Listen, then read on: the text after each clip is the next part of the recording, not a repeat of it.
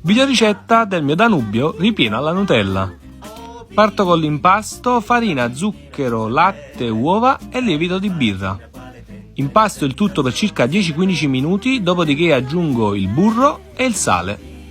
Lascio lievitare l'impasto per circa un paio d'ore fino al raddoppio del volume stesso.